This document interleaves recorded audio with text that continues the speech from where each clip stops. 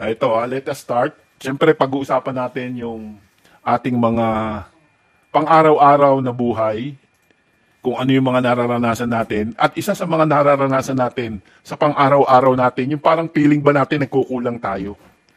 Parang lagi tayong, pag sumasapit na yung end of the month, speaking of end of the month, yung budget, naglista na ba kayo ng budget? Pagtulungan nyo na. Ipapadala na daw bukas. Nanay, pagtulungan nyo na ni Tetet yung pag ano ng bahay hanggang ngayon, di pa kayo nagbibigay ng ano, ng computation. Isasend na daw yung bukas na kailangan masend na ngayong gabi. Oo nga. Kailangan magawa nyo na yan. Masama na yung loob ni Tetet. O, kaya mo yan, Tet. Oo nga, wala ka namang pasok bukas. 666 Ngayon, 571. bilang lagi nating na-experience, yung para bang mayroon tayong mga bagay na pinagkukulangan. Yung para bang napipil natin pagka malapit na yung katapusan, malapit na yung mga notice ng mga bill, yung kung ano-anong mga dumarating sa ating utility payment, lagi natin napapansin na notice ay parang malapit nang maubos o kinakapos tayo. Kahit na ano ang pinaggagawa natin na trabaho, pagbibigay natin ng effort para kumita ng malaki, ay hindi tayo nagiging satisfied. O, di ba? Yun ang mga kadalasang experience. Pero, kamusta ba yung paraan? Paano natin minamanage yung ating nare-receive na mga blessing mula sa ating trabaho, mula sa ating mga sideline? Araw-araw ba tayong nagre-record ng mga expenses na mayroon tayo? At kung sumusweldo tayo, may natitira ba na bahagi ng ating extra para doon sa mga araw na namimiligro na yung budget? Yun yung mga kadalasan nagiging pressure sa atin during our daily life. Para bang, ginawa mo ng lahat pero parang kulang ka pa rin. Kahit na anong effort mo, hindi pa rin masatisfy yung iyong ginagawa. So, kapag na-experience natin to, natetempt yung iba sa atin na ikumpara yung ating sarili sa iba. Kinukumpara natin doon sa mga kilala nating mga alam natin na parang hindi naman to naghihirap o parang wala siyang na-experience na mga problema na kagaya nung na-experience ng mga pangkaraniwan sa atin na yung end of the month na medyo sa pamasahe nag-aalala na tayo. Kinukumpare natin at dahil doon nakikita natin na parang kulang yata yung aking mga ginagawa sa kabila ng maraming pagod ko na. Ngayon, bago mo sila gawing role models, bago mo pa sila gawing role models sa financial goals mo. Ibig sabihin, may nakita kang mga tao, kapitbahay mo, para namang napakaraming panggastos nito. Pero bago mo sila gawing role models, tingnan muna natin yung ating sarili. Yung mga nalaman natin at na-experience natin sa buhay natin. Balikan natin yung mga mahalagang kwento na alam natin buhat sa Bible. Di ba, meron tayong isang istorya sa Biblia, yung panahon na nakalaya ang Israel sa slavery sa Egypt.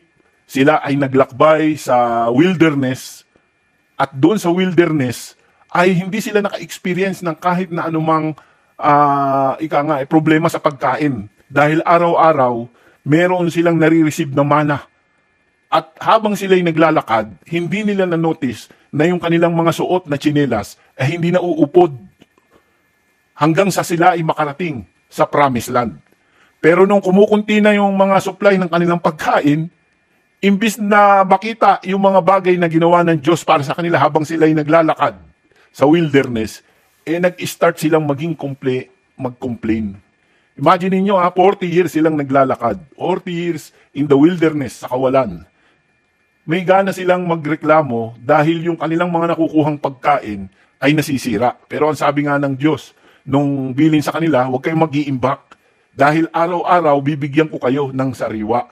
Ang itong mga tao na nasa wilderness, yung mga taong sumusunod kay Moses, sa halip na sundin, nag-iimbak. Kaya yung iniimbak nila nasisira.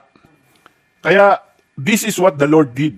He provided food for His people, manna from heaven. but only enough for one day at a time. Yun ang ginawa ng Diyos sa kanila. Binigyan sila ng mana for a day. Sa halip na masatisfy sa for a day, nag-imbak sila. Hindi masamang mag-imbak.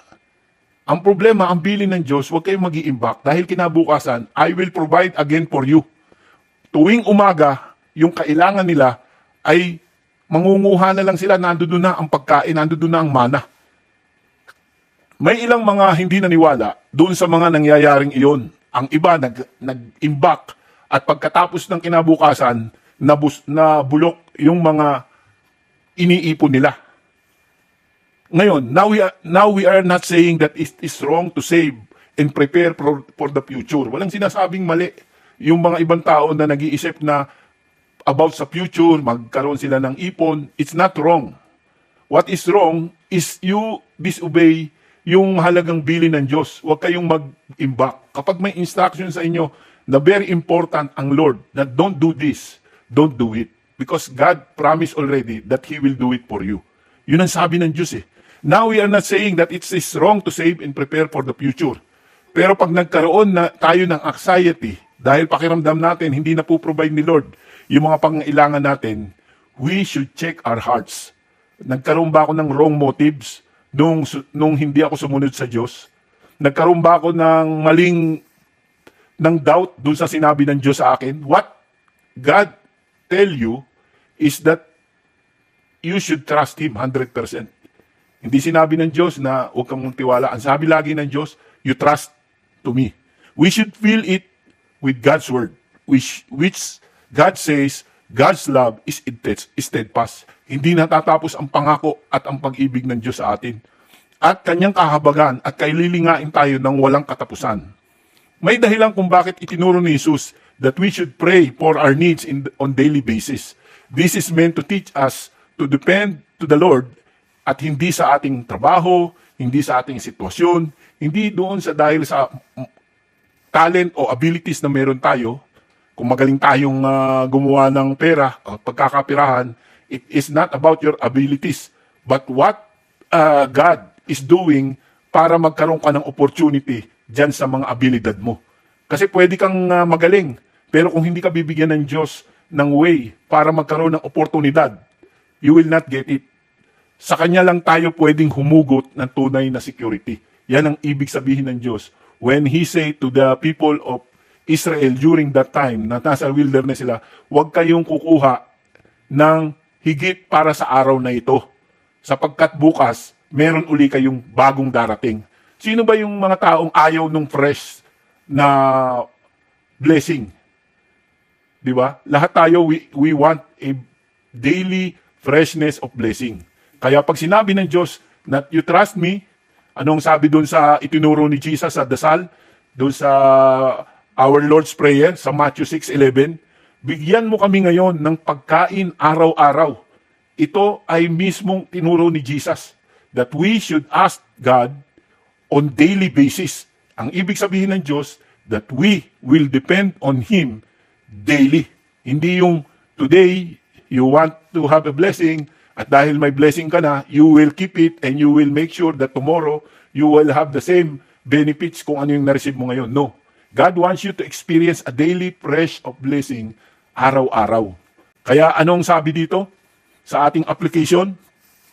Basahin natin yung sinasabi kong istorya doon sa Exodus 16. At pagkatapos, i-real talk natin yung ating sarili. Pakiramdaman natin na tayo ay nasa disyerto at alamin natin kung saan natin huhugutin yung mga financial na pangangailangan natin. Tignan natin mabuti kung kaya ba natin gumawa ng isang bagay out of nothing. And then we can recognize na hindi natin kaya without God. Kasi kung ano yung experience ng mga taong nasa wilderness noon, you should see for yourself in order for us to recognize kung ano yung ginawa ng Diyos para sa kanila. And then we can say to ourselves na hindi pala natin kaya. God is not promising us na halo, kundi may laman. Kaya kung ano man yung meron ka ngayon, it is because God. Siya yung Diyos na nagbigay ng pagkakataon na yon. At ang sabi ng Diyos, itong pagkakataon na to, you should always ask me on daily basis. Ang panalangin natin ngayon, ang sabihin natin kay Lord, kapag nayayanig ako sa mga problema, Lord, remind me that you are unchanging, that you are a good Father, that you will provide. In Jesus' name we pray. Amen.